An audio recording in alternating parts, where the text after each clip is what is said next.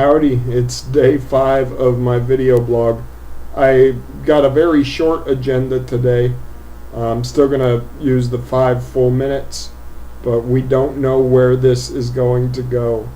Last night at the Poetry Slam, I read one of my pieces I was pretty proud of, but apparently memorization was the key to getting a good score last night, because unfortunately I've been so busy I didn't get a chance to memorize the piece that I read, and the judges judged it accordingly.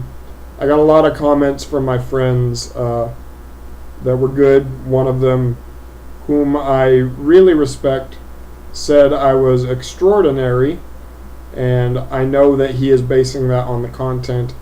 And really, in my poetry, it's the content that matters.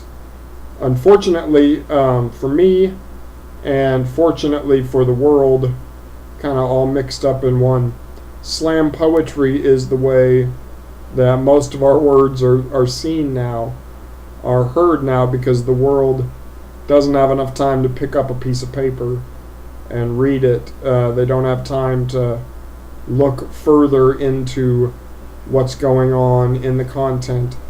And if they miss it the first time, or if they're made uncomfortable by it the first time, they generally don't take the time to do any further searching into it. I get that. It frustrates me a little bit.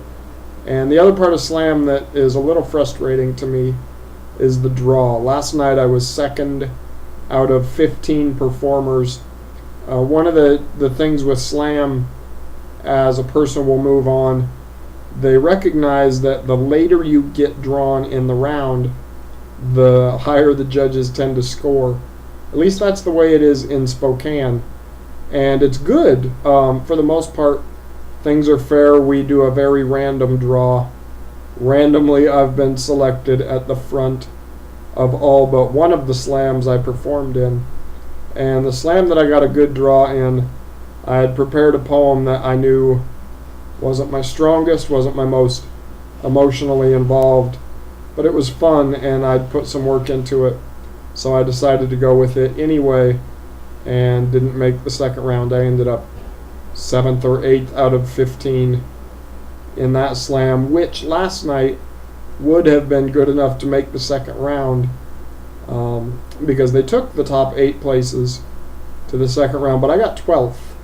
And I'm still a little frustrated by it. I even took my frustrations into Starbucks this morning. That was me checking the time.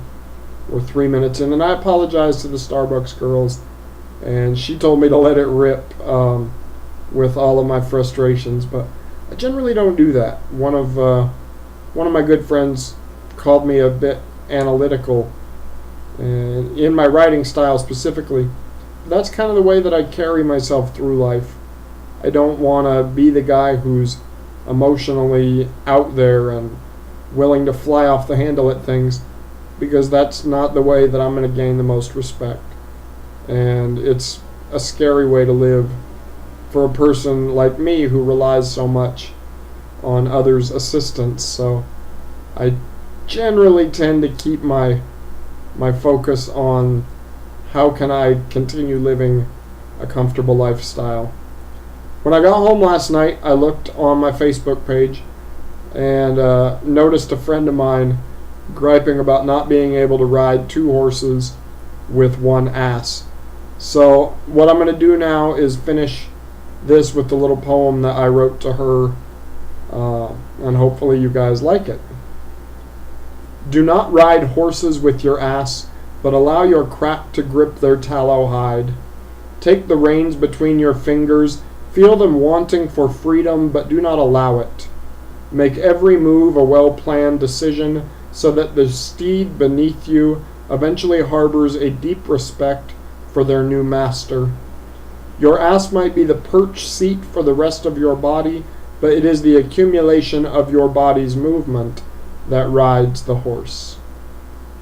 So I hope you guys that are horse riders like that. I hope the rest of you guys that aren't horse riders did not mind my digression. Talk to you guys soon. Bye.